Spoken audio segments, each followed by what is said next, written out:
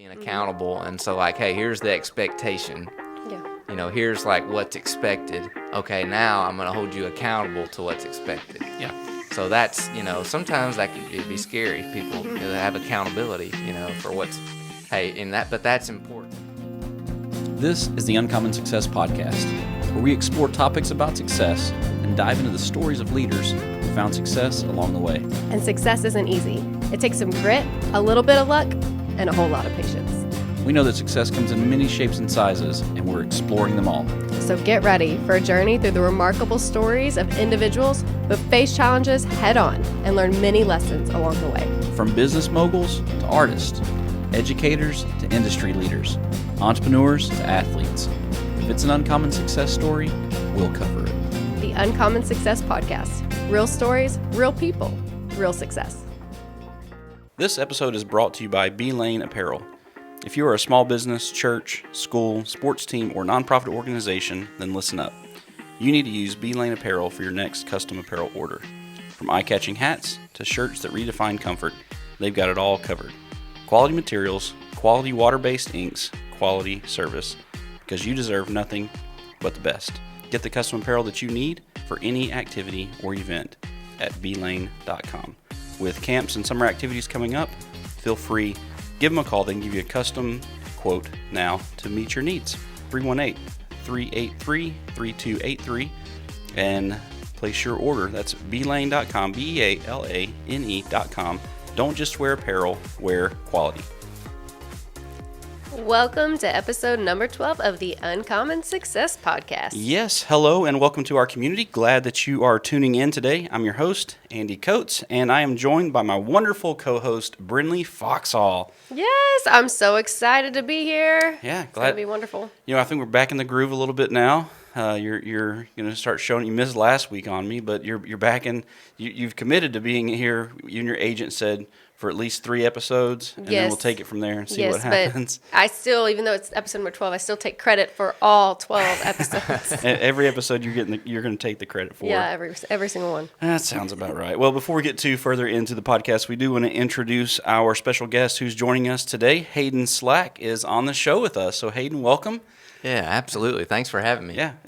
Who knows what you're in for right now, but we're glad to have you in the studio with us. I'm so excited you're here, Hayden. Yeah. I love FCA. I remember, did you do FCA? I did. You did? Yep. You were a good person, too? No, I mean, I was in the FCA, and I think a few times they were like, okay, we gotta let this guy stay in here, but they probably questioned it some, you know. That was awesome. I loved FCA. I was like all in, went to FCA camp, all the things. So I'm very excited about this. Yeah, we're definitely glad to have you on the episode today. And Brinley, why don't you tell us a little bit more about our guest today? I would love to. Today, we're thrilled to spotlight Hayden Slack. Hayden grew up in Bossier City, Louisiana. In high school, he played football, baseball, and track at Calvary Baptist Academy. Hayden walked onto the football team at Louisiana Tech University from 2009 to 2012, eventually earning a scholarship as a wide receiver. He graduated in 2013 with a biomedical engineering degree in hopes of applying to medical school. But during his senior year, Hayden was called into the ministry of FCA as a career path. He graduated with his master's from New Orleans Baptist Theological Seminary in May of 2017. Hayden currently serves as an area director for FCA in Northwest Louisiana. Hayden works with his parents, Terry and Peggy Slack, in FCA.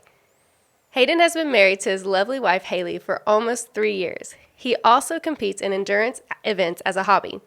Hayden has completed multiple marathons, Ironmans, and other endurance races. Most importantly, Hayden chose to trust Jesus as his Lord and Savior at 8 years old, which is the most significant relationship and purpose of his life. Yeah, man, that's awesome. So biomedical engineering and planning for medical school, and then decided to go the route FCA. Yeah. I mean, you know, my dad tried to talk me out of it, you know, and so did all my professors. Thought I was crazy, you know. But when you know that's what you're supposed to do, you just have peace about it, you know. And I just knew that was the fulfillment, the purpose, just what I enjoyed doing the most, you know. Yeah. And decided to go into ministry, and it's just 11 years later, here I am, you know, and it's just been awesome. So that's awesome. You know, one of the things on the bio that you know, we have people who watch our podcasts that are all over the nation, and we even found out a few weeks ago some that are in different countries around the world who are listening. And just so they know the state that we live in, where you went to school. You can tell you're from the northern part of our state by how you pronounce that word. And so, for all those listeners where Brinley said Louisiana, that's how we say it up here in the northern part of the state. But it's also like in what context you're using it. That's true. Like, have you noticed like different sentences or contexts? Yeah. You'll say the state in a different way. Yeah. Oh yeah. When you're talking about Louisiana Tech, it just sounds funny. So Louisiana Tech, Louisiana just Tech. roll. That's it. Yeah. So for all you listeners wondering what she was talking about, that's Louisiana as well. Yeah. Oh yeah. Just had to pick on her a little bit. Just a little bit. Since she's only here every other episode, had to do something. She may not come back next week. Maybe not. We'll have to talk to my agent. See what Michelle says. See what happens. That's great. That's funny. Yeah, but your bio only gives us just a snapshot of who you are and all the things that you've accomplished. So I can't wait to hear about your family and just more things that we dive into the podcast. Yeah, absolutely. Yeah. Yeah. So tell us a little bit. Tell us about your family, who you are, your story. Yeah. So, I grew up in Bossier City, Louisiana, and, my grandparents, and even parents grew up here. So just kind of deep roots in this area. And, I'm an only child. That's a part of the story that's not mentioned there. I'm an only child. And, so I'll say, just from, growing up involved in sports, I played every sport I could growing up, and just sports is such a huge part of my life. Yeah. And but from 5 years old all the way up to 18 years old, my dad helped coach me in some way. So my dad's more than just my dad. He's a mentor of mine, a hero of mine. And so that's a huge part of my story. Yeah. Is that he was just involved in so many areas of my life that I'm so grateful and blessed to have. And little did I know that I'd be working for him one day, Yeah.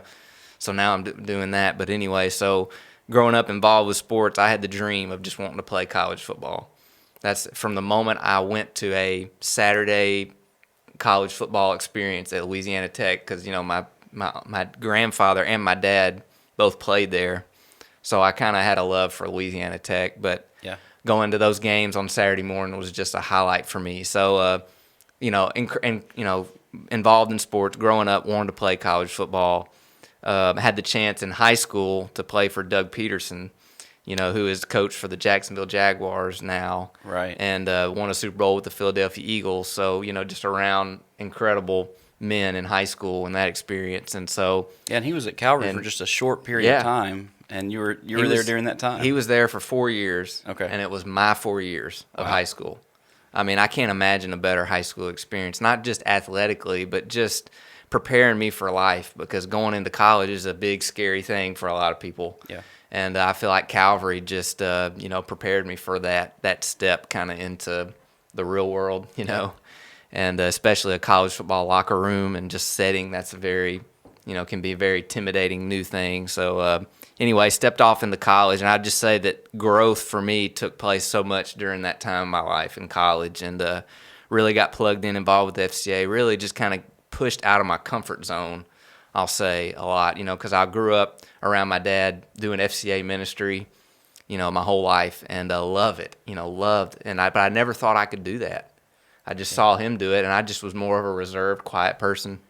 Anyway, step off into college and just really pushed out of my comfort zone to lead on the football team, to lead in ways that not before, and throughout college just started seeing my passions change just to sports and to ministry as a career path. And so I finished with a biomedical engineering degree, took even the MCAT and did all that and was in the process. But then finally I just said, hey, I'm not going any further in this process, because I decided to go into ministry. And I mean, they just looked at me like, my advisors, and like I was crazy, again. But all that work. Exactly. That's a lot of work. Doing football and that is just almost impossible, just with the schedule and everything. And then not to mention FCA and everything I was involved with there. But, it was just it was a season of life, you just push through and get through. But it was a growing season for me. And so, stepped off into sports ministry to work with FCA. And I joked that my dad tried to talk me out of it, but he really just wanted to make sure I wasn't just doing it because he did it, but I was stepping into something that I was, called to, that I really was wanting to do. And, it's just been confirmation that I'm in the right place since then. And then just, met my wife in 2020 during she was finishing graduate school at UL Lafayette, and we're both kind of runners, and she was a great runner, and in high school and even in college. She ran in college. And so yeah, sure did. So we just kind of connected through that world, and then from first date to wedding date was 7 months. So it was just cool how it just awesome. fell into place there. So anyway, I'm blessed. So yeah, that's a little bit of my story now. So awesome. So yeah. that's real neat. I went to Louisiana Tech a long time ago. I did some powerlifting there way back in the day. You were probably in middle school maybe when that was happening. They have a big powerlifting program. I know. It's huge. In fact, we were there. We won the 10th straight national championship when I was there. So known for its sports, very similar that like the desire to want to go to college. And you walked on at Louisiana Tech, right? And then wrote a book about that process. Absolutely. Too, right? Tell us a little bit. Well, so I walked on at Tech. I can remember, I wanted to play college football, so I had this just vision of what college football was like. Man, running out in the tunnel Saturdays, all this awesome stuff, And I show up at Louisiana Tech as a walk on, and they hand me jersey number 108. Oh my goodness! And I was like, I didn't think numbers went that high in football. I thought it was just up to 99. So, man, I was like, oh my goodness. So I, go and I got a locker shared with 3 other people. I mean, mixed match cleats. I'm not even sure I had the same cleats, for practice. I'm going out and I am a live tackling dummy, especially the first year there at Tech. And man, it was a tough experience, but I learned so much from that experience about how to be a good teammate, how to serve others. And just things that really challenged me, in that how even as an athlete, even as just my background, a Christian athlete, that you can be very selfish, and self-centered, and how I learned to be a good teammate. There really was not a lot it wasn't about me always. It was about the team, and just serving that way, being a walk-on, and just being there to serve my teammates, but also being there to know my role on the team. I know I wasn't going to probably be a starter, especially right away. Yeah. But I hung in there and eventually, made the travel squad my last 2 years, got to be involved in the rotation with the receivers and get the chance to, letter and play some. But, just early on, that journey as a walk-on was tough. And then, that scene, you may have seen it on ESPN College Game Day when they award a walk-on a scholarship and everybody celebrates. But I got to experience that moment, and it was just a really cool, picture of just all the things you go through that can be tough, but then the reward comes and all that was worth it. Yeah. And so there's a great illustration for life is just that, the 2 things that I think I took away the most from that was just being humble, the importance of humility, and being the word hungry. Now I'm not talking about, hungry here. I'm talking about passionate. What motivates you when things don't go your way? What is it that drives you? What's your why behind what you do? If it's just for the coach's approval, it's just for the people I'm doing it for, like that really doesn't last, But if it's intrinsically, if it's deeper than that, then that pushed me through a lot of the tough times, as a walk-on I went through. And so so much I just learned from that experience, probably more than anything. Yeah. What's the name of the book? So it's called My Walk-On Journey. Okay. Yeah, and it's on Amazon, and it's just a short read. But we've used it. It's got some devotionals in the back, and we've used it through FCA with some team devotionals, and it just talks about 7 life lessons through that I learned, and it just takes those 7 lessons and just kind of breaks them down and applies them to life. So. All right, and if you're listening, we'll drop the link to that in our show notes. So whether you're listening or watching on YouTube, you'll be able to find that link to your book there. Yeah, man, awesome. Just to hear a little bit of your story. We'll probably be diving into that here in a little bit in a moment as we ask some questions and stuff. But man, appreciate you sharing a little bit of your story. Yeah, absolutely. Thank you. Yeah. Yes, thank you so much for sharing your story. I loved listening to all of that, but we're about to jump into some questions. This is the fun part, and we're in episode 12, and we're talking about mentorship today. And I can't wait to hear all your insight on this topic. Yeah, this topic is very near and dear to my heart as we talk about mentorship. It was a big influence in my life. Those who mentored me, poured into me.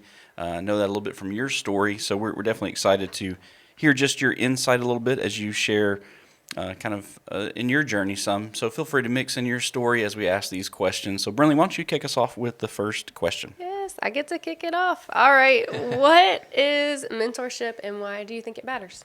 Yeah. So when I think of mentorship, what I think of is the word influence.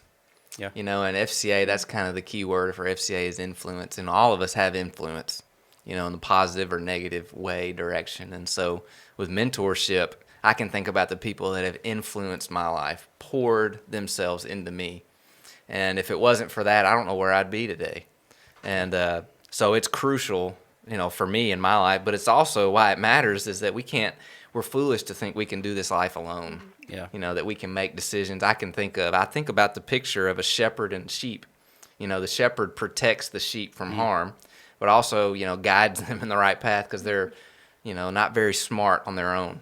Right. And so we need that in our life. All of us need someone that's going to mentor us, that's going to guide us, that's going to help influence us in a positive way.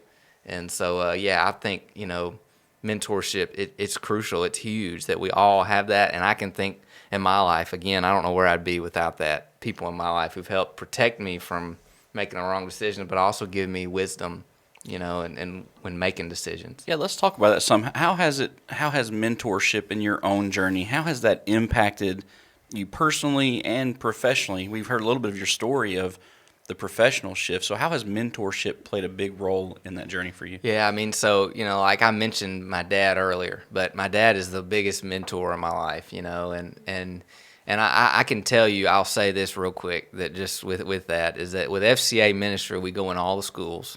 We minister to a lot of athletes and a lot of coaches, and the things that we hear the most is that young people are without that. A father, mentor, someone who influences them, encourages them, helps them in the right direction, and coaches are the ones that are doing that. Yeah. Because there's the absence of that in the home. So I'll say that I'm so grateful I had a father who mentored me and loved me, showed me the path to take, the right path to take. So that's where it started for me, is that my dad at home was mentoring me, leading me, and even when I didn't realize it, he was showing me the path. And it wasn't just what he told me to do. It was what he showed me. Yeah. I saw him genuinely live out, his faith, which was a crucial part of my life and our, family's life, but also just, as a former coach, helping me. He jumped out there and, even when he might have been tired, jumped out there and played ball with me because, I was an only child. So, he jumped out there. He mentored me in a lot of different ways. So personally, with my journey in life and faith, like, he was someone that was coming alongside me and living it out genuinely. But he was also, showing me, protecting me from harm. And I knew that when he told me he would, to do something, I knew that it was coming from a place of love. Yeah. He constantly told me that he loved me and that he was proud of me, regardless of what I accomplished on the field or not, regardless of what kind of game I had. So that was huge in my life, to have that affirmation from my father growing up and to have that, example to look to. But then also now professionally, the same person, professionally, he's, my boss. And so just to see the way that's transitioned, how he wore the hat of a coach and now the hat of a boss, but he's also my dad, and just done that so well, I think, but setting the example of how to work, work ethic, I think is a huge part of, what he's instilled in me, and not just my faith, but also professionally, is just that, you do it, whether you feel like it or not. That, there was that statistic that came out of the most successful people in any area of life. What was common about them is that they did what they were supposed to do, even though they didn't feel like doing it. They did what they were supposed to do, no matter what. And that's huge, crucial, because it's real easy to not. Yeah. It's really easy to just kind of go with, well, I just don't really feel like it, or I just don't. But there was not really ever that option, Right. And so he taught me that, and so I'm grateful for that. But he also taught me, servant, humble type attitude that you have towards people, and love and encourage. He definitely modeled that well. I've seen him over the. I don't really personally know your dad, but growing up in this area, he's been a very strong staple in our community for a long time with FCA.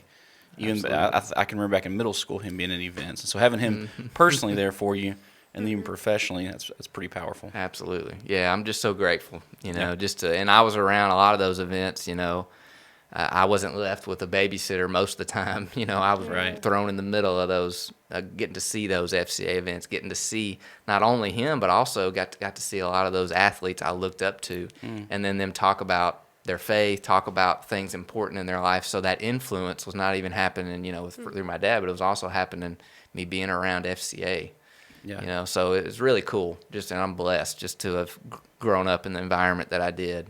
Yeah. That's so cool. That sounds like such an awesome experience. Yeah, absolutely. That's so awesome. You mentioned your dad, but then all the other influences in your life that you've had through the years. What do you feel like the qualities of a good mentor are? Yeah, and so I think about the word integrity. Is so crucial.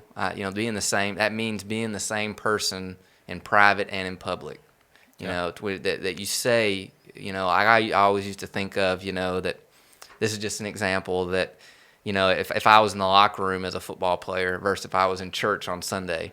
And sometimes people say, "Oh, you can't say or do that in church, or you can't say or you do that here." Well, it was like, hey, if you're a person of integrity, it doesn't matter the environment really. Right. You ought to be the same person either way. So, yeah, integrity is huge. And just I saw that through my dad. As a mentor, he's the same person you saw at an FCA event. With coaches and athletes was the same person you saw. At home, and so. That's huge, integrity. But then also the servant attitude, the humble attitude, I think is huge, because as a mentor, it is, it can be. I mean, to mentor somebody is inconvenient.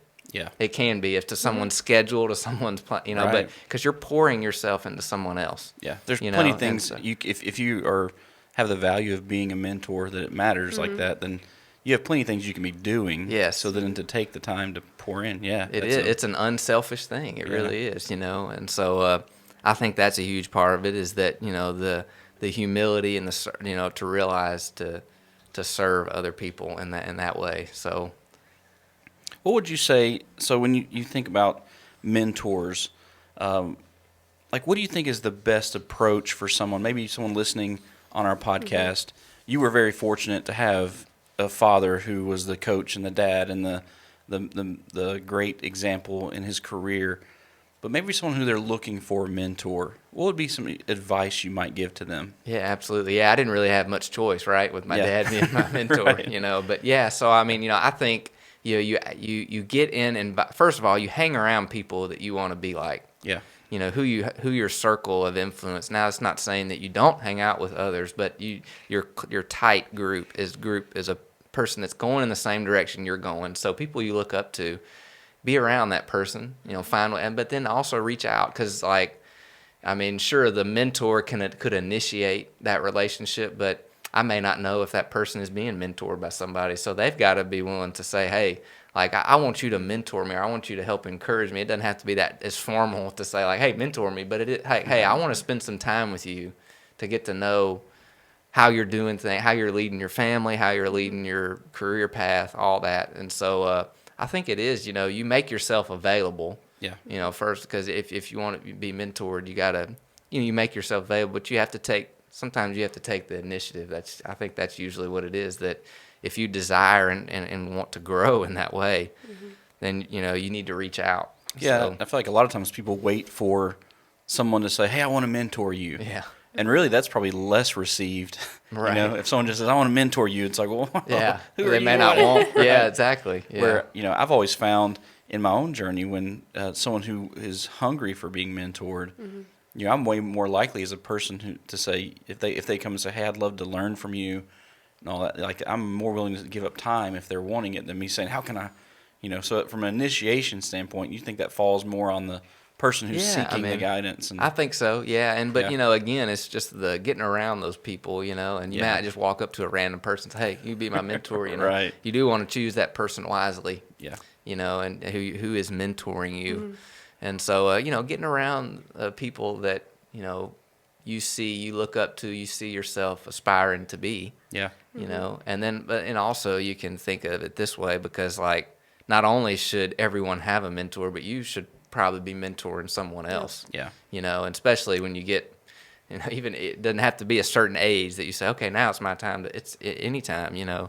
as I've seen in FCA, I see middle schoolers go and talk to elementary school Yeah. FCA groups, or high schoolers talk to. Yeah. I see college kids pouring into, so hey, you have the chance to mentor somebody at Just whatever point. anyone you So might good. be one step ahead of. Yeah, exactly. If I've taken one step further in a journey than you might have, I have something to offer back to those who are not behind me, but that are just one step behind on the same path. That's exactly right. Yeah, and And just so- yeah. doing life together. Yeah, I was Yeah. just say, you don't have to graduate or be a certain you don't have to know it all. Right.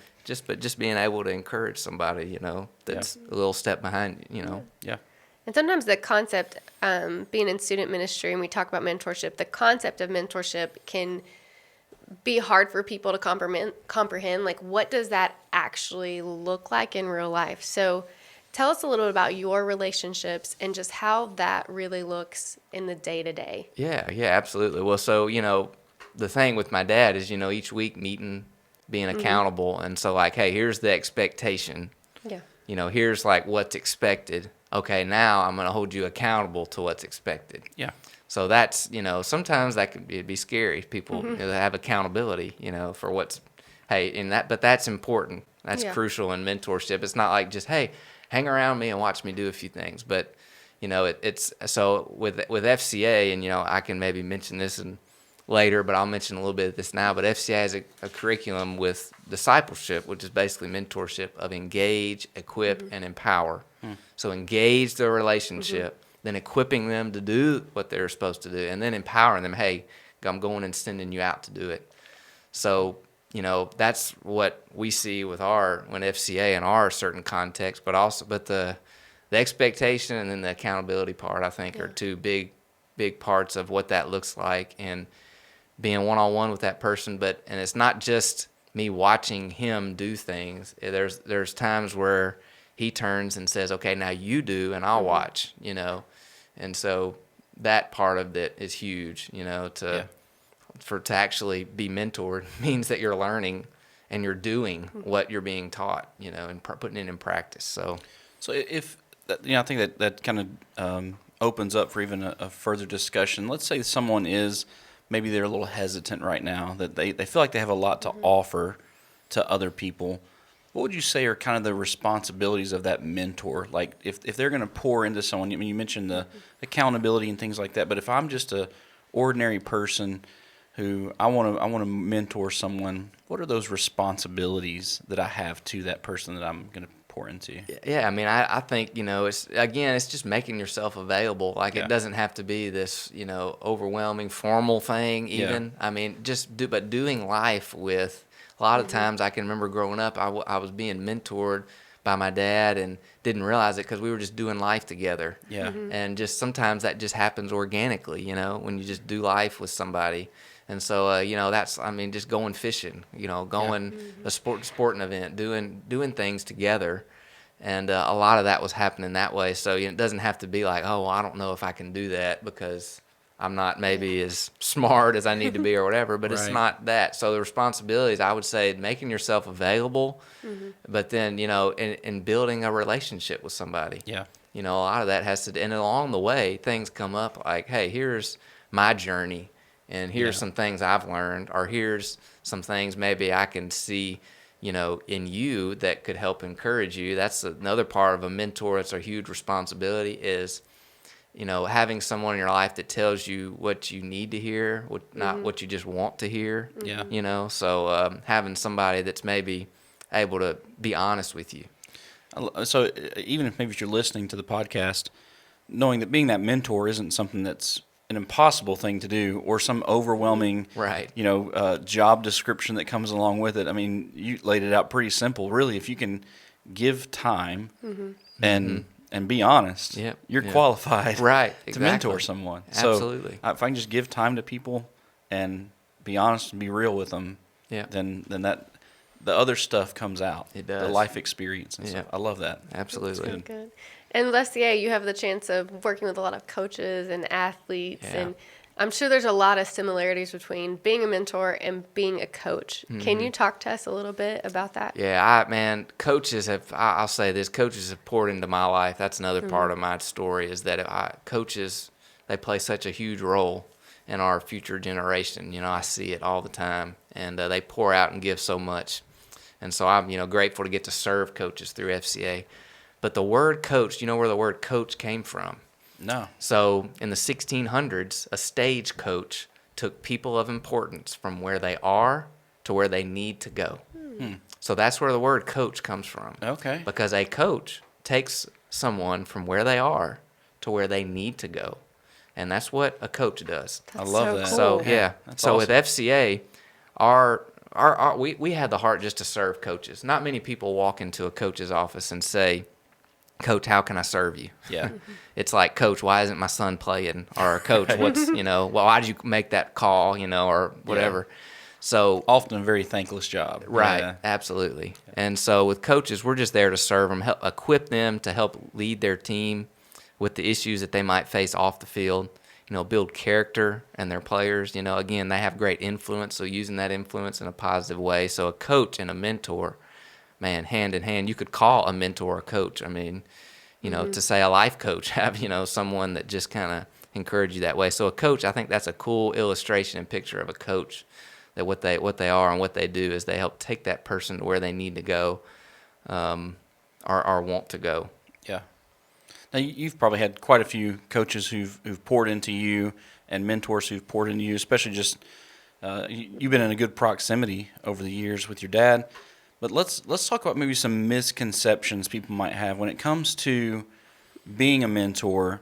Like, what are some misconceptions that you've seen out there, especially in your work, where you're like, hey, man, you can pour into the person that's coming behind you, and no matter what age you are, like, what are those misconceptions, and how can people overcome those? Yeah, I mean, I think we maybe talked about it a little bit. It's just that whole, like, maybe intimidating part of it, like, or they think, like, I don't know enough, or they think it's some formal thing that's going to, like, oh, well, I just can't do that, but it really does happen just by building relationships and being. So I think that's really the thing that sticks out to me is they just are either that or they think they don't need it, which is, definitely not true. I mean, if to think that we don't need a mentor is just not true, because I just, again, when you bring someone else in your life to help see a situation, they can see it from a different angle you can, and just help you so much. With FCA, we have a group of people that help us make decisions. Me and my dad don't make decisions on our own, or just our staff. We have people from the outside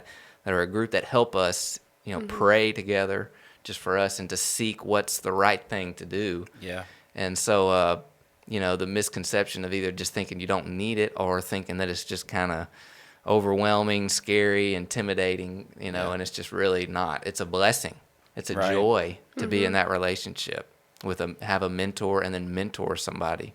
Some of the greatest leaders out there, even though, like, if you think of different topics of someone who may be the greatest person at leadership development or strategy, those guys who are the experts, the top of their field, still have coaches. Mm-hmm. Like, they have mentors in their life who are pouring into them. And I love that hitting on that piece of the misconception of maybe you think, I don't really need it. I mean, I've been doing this for 30 years, 40 years, 50 years. I don't need a coach or a mentor. Yeah.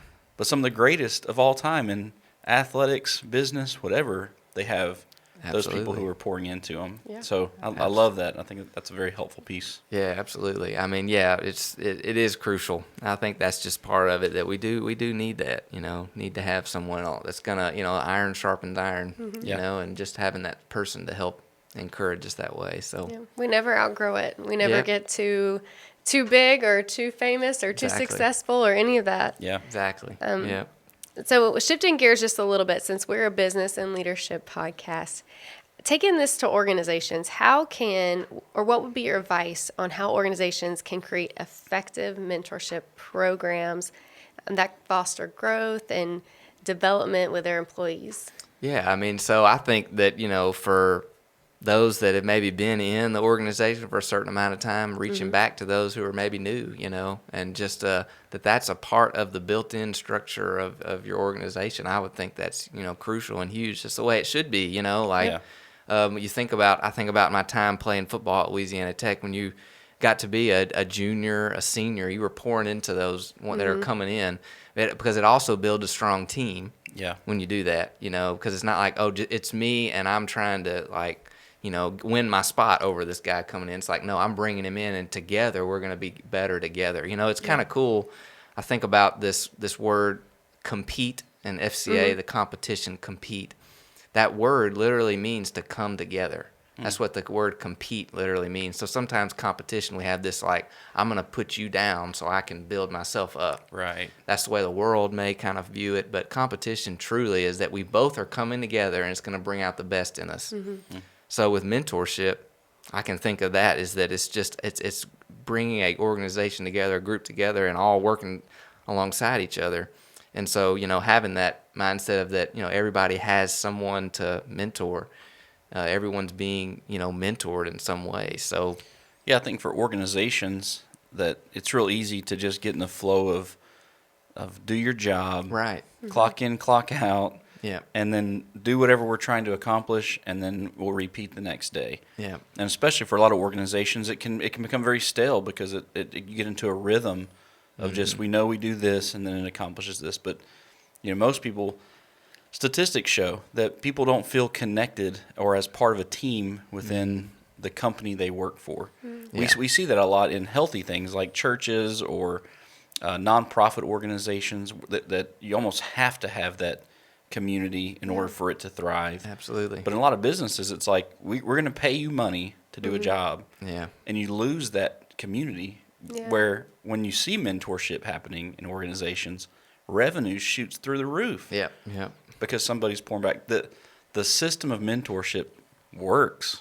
Absolutely. So Yeah, I love that idea. Yeah, absolutely. I mean, the life's about relationships. Yeah. It's real easy to just be task oriented. Yeah. Yep. But we're to be people oriented. Yeah. And so I think that's definitely a huge part of that. So. Yeah, and if they're pouring back in, if you have those who've been around, like you said, that are pouring back to those who are new, it develops a team there where now I have someone who I can trust. They're not my competition within the organization. Yeah. They're my ally within the organization, and I think that makes it definitely something that's larger than just I'm going to work. Yeah. I'm part of a team. So for someone maybe who they're looking to find a mentor. We've talked about a lot of different things here on, in our discussion today. But maybe there's someone who's listening. They're like, you've talked about them, being in the right proximity. What's a action step that some they're listening? They're saying, I want to go find a mentor. What would be that action step you'd say? First step you need to do is this. What would you think that would be? Yeah, I mean, the first thing I think of is just be in a community of people. Like, don't be isolated. Yeah. I mean, that's like if you look at leaders that have failed, it's because they've been isolated. A lot of times, I mean, or they just are either they're not truly allowing someone, making themselves available and just being in a relationship, a mentor relationship. So I think, it's just getting in a community with other people, and then just, as you build those relationships with other people, that's gonna, and then take that initiative out, out of your comfort zone to just say, hey, would you mentor me, or would you let me spend some time with you to get to know how you're doing it and why you're doing it, and just learn from you. Yeah, take them to lunch, take them to coffee. Right. Doesn't, like you mentioned earlier, it doesn't be this formal thing. Exactly. You don't have to overthink it. Exactly. Yeah. Go. Meet up a few times at the beginning there, and then go maybe do some things together that you enjoy. Or just get to spend some time together with someone. Make available to call if you need something. And just that's a huge part of it. Just being in a community. So. And then I think one thing that one of my friends pointed out is come in with like a list of questions. Yeah. Because some people, when they're asked, will you be my mentor? That can be overwhelming. So like, what does that mean? Like, come in with a question. If they're a speaker and you want to speak like them, like, hey, I'd love to hang around you, and you just give me some pointers on speaking. And then that relationship develops, and it's natural, and you do coffee once a month or whatever, once a week. Yeah. And you come in with like intentionality, and that person really knows what they're trying to pull from them. Yeah, that's good. I like that. That's good. Yeah. And if you're listening, compliments go a long way too to get your foot in the door. It's like, hey, I want to spend some time with you to learn from you because of who you are, what you've accomplished. It goes a long way for someone. It's like if I understand why you want to spend time with me, it's not I want to learn everything you've learned and you spent a lifetime doing it and I want to know it in 5 minutes. Yeah. No. Yeah. But if it's hey man, look what you've done over the past 20 years in business. I want to learn from that. So I'd love to take you to coffee just because I've watched you lead this way and I want to learn from it. Well, now whoever that person on the other end of the line is like, yeah, absolutely. I'll let you buy me a cup of coffee for that. I'll tell you how great I am. Yeah. Awesome. That's true. Yeah. A lot of people tell me even that I sound like my dad, you know, when I talk and like my mannerisms and all that. And, that's not something I practice. That's not something like that I've tried to do. Like, it's just naturally something that's happened because of the amount of time I've spent with him.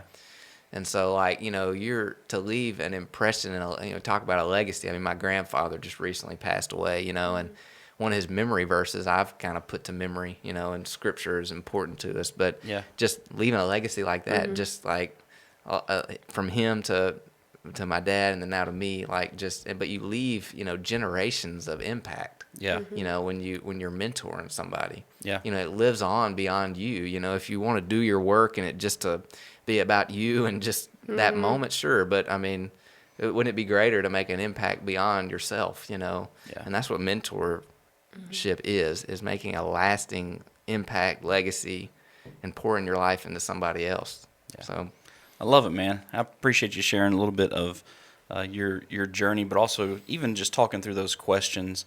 I think helps us and our readers in this discussion because maybe there's something they've been thinking about, either wanting a mentor, wanting to be a mentor. So just kind of helping to open that discussion up a little bit has been real helpful. Yeah. What we'd like to do now, we're going to transition here into what we call our rapid fire questions. Okay, yeah. So we're going to shoot you some questions, just your 30 to 40 second responses. And so Brinley's going to kick us off with the first question. Well, rapid fire, this is the fun part of the podcast where we get to ask you all kinds of tough questions. No, they'll be easy. All right. These are questions Haley submitted to us. She said, I really want to find out. So ask Hayden these questions right now. So what we sent to you is not what you have. These are questions from new. Haley. Absolutely. A lot of gifts involved here. That's right. Oh, yeah. Okay, for the first one, tell us what you love about the current season of life you're in. Yeah, so, I'm getting the chance. I've mentioned work with my dad, and that's been awesome. That season is awesome, great, and me and Haley new into marriage, a couple of years, and don't have children yet, but that will be coming one day, Lord willing. But so that's a fun season for us just to get to spend that time together, quality time together, and but get to work with my dad, and because I know that's not going to be forever. Yeah. And at August 30, he's been the state director of FCA and the, area director before that. But now I'm the area director and he's been the state director. But August, he's stepping down as the state director. Okay. And so he's going to still work with FCA, but he's going to be more of, lesser role and kind of serve alongside me. So it is going to be literally the you do, I watch deal. So, but I'm enjoying the time that we get to work and spend together because most father-son don't get to have that. So I'm enjoying that season. That's awesome. So what is the best piece of advice that someone gave to you over the years that maybe you'd like to pass along to our audience, to our listeners?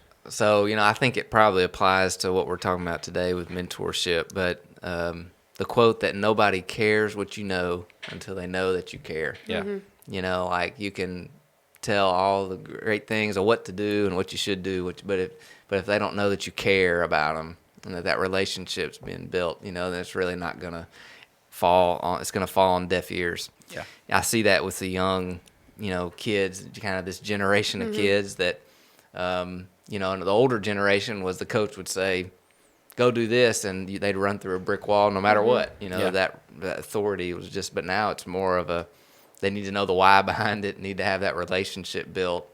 Yeah, and so nobody cares what you know until they know that you care. So I think that's a huge one. That's so good. Who would you say has invested the most in you over the years? Yeah, I would have to definitely say it's my dad. It's just as I've mentioned him the most here. But yeah, he's the one that's just impacted me so many different walks of life and ways. It's just again I mentioned it. As him as my father, but then as a coach, and then now as my boss. So. He's impacted me in a huge, huge way. I'll say that just through the ministry of FCA, there's been a lot of others that have poured into my life, and I'm grateful to have been involved in that. But my dad's the biggest one. So. Yeah. So, we are that leadership and business podcast. And so for our listeners out there, who maybe a book or books that you've read that you would say, this is something you need to not even have on your shelf, but you need to have this on your nightstand to be reading. What are some books you'd recommend? Yeah, I've read the book Power of Positive Leadership, and so that's a great book. I believe it's John Maxwell. Is that the author? I believe so. But Power of Positive Leadership's a great book. Just talks about the different styles, levels of leadership, and just positive leadership. And uses a lot of great illustrations, examples, tools for a leader. That really just kind of helped me, because you're thrown in FC. Just with FCA or even really any business, you're thrown into kind of a leadership position. And you're not really like sure, like, well, can I lead somebody? Like, what exactly does that look like? And so you're kind of thrown into that situation. But this book helped me a lot of what leadership really is, and defined it for me, and then just gave me some practical steps to lead. So you missed your chance for like an infomercial. Where you Oh, say your book title that's true. and your book, and that it can be purchased at Amazon and all the other links. That's true. If you want your organization to go to the next level. That's right. Well, I would say that, but he's probably sold a few more copies than mine.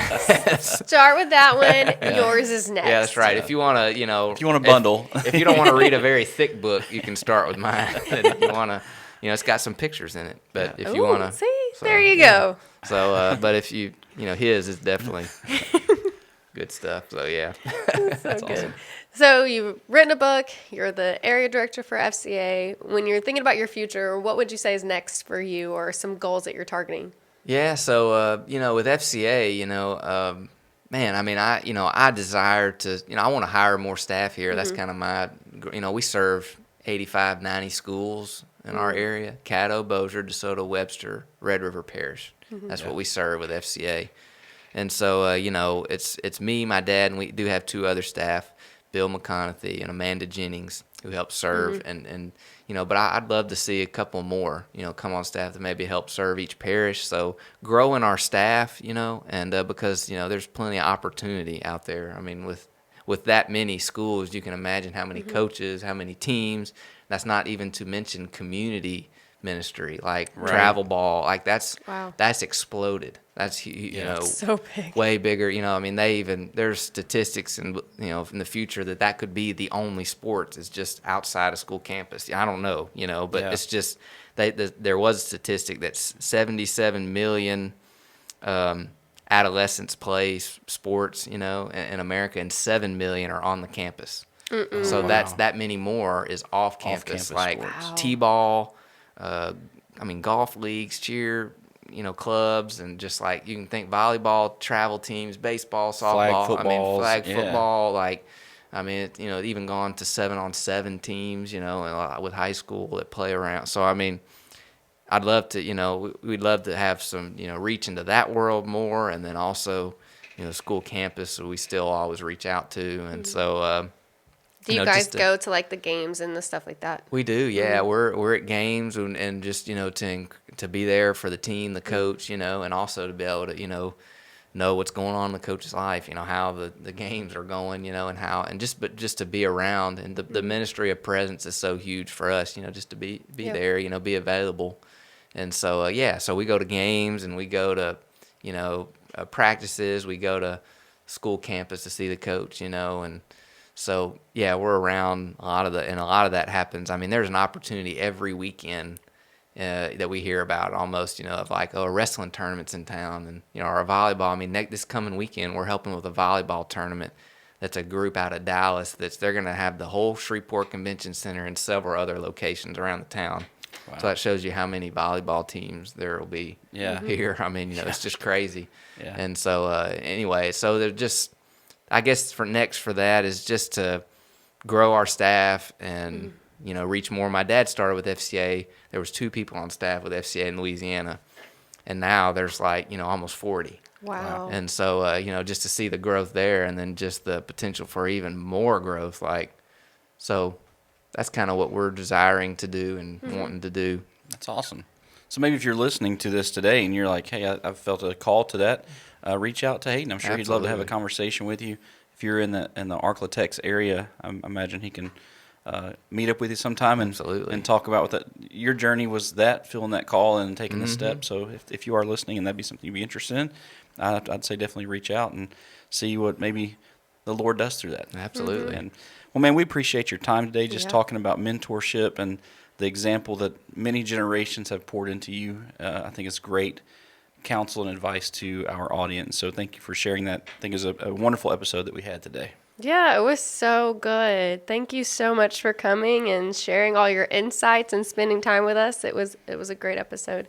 Yeah. But we do want to take a moment to thank our sponsor, B Lane Apparel, for sponsoring us today. Yeah, and Hayden's going to stick around for a little bit, a few minutes with us for our bonus discussion for our Patreon members. So if you are interested in hearing that, you can join our Patreon Inner Circle or our Cool Kids Club, as Brinly cool kids likes to say. It's our time for just some VIP discussion with our guest as we go behind the scenes a little bit to have some wonderful conversation. You can do that for $7 a month on our Patreon at patreon.com/theUncommonSuccessPodcast. Yes, you will want to join the Cool Kids Club, but also you can join us on all of our other platforms. You can listen to us on Apple and Spotify and YouTube. You can watch us as well if you want to just sit and watch. But join us on our social medias, Facebook, Instagram, TikTok. If you see our posts, like, share, subscribe, review. All of those things help us. And also we love to just hear what you have to say and your thoughts, maybe some key takeaways or some questions. We just can't wait to hear from you guys and leave us some comments. Yeah, and a great episode to leave some comments on, maybe what mentorship has looked like for you, maybe what those people have poured into you. We'd love to hear just what mentorship has looked like in your journey, so please leave us some comments there. And again, thank you to Hayden Slack for joining us today. We appreciate your time and your insight on the topic of mentorship. And want to encourage our listeners to join us next week for a very special episode where Brinly and I will be discussing spinning multiple plates. Will you actually do the trick where you can spin plates? I can't even spin one plate. Will you try? We'll see what happens. All right. So they'll have to come back next week, and you'll have to watch that one to see if that actually takes place or not. Well, that's going to be a fun episode, and that's it for today. It was absolutely amazing. Thank you for being here. Thank you, everyone, for listening. Yep. Have a great week, and we'll see you next time. Thank you for joining us on the Uncommon Success Podcast, where your commitment to growth fuels our passion to create more content. Special thanks to our executive producer, Jess Camp, and our technical director, Stephen Posey. We're excited about our episode next week, and hope you would tune in to join us as we work together to continue our journey towards success. See you next time. Have a great week.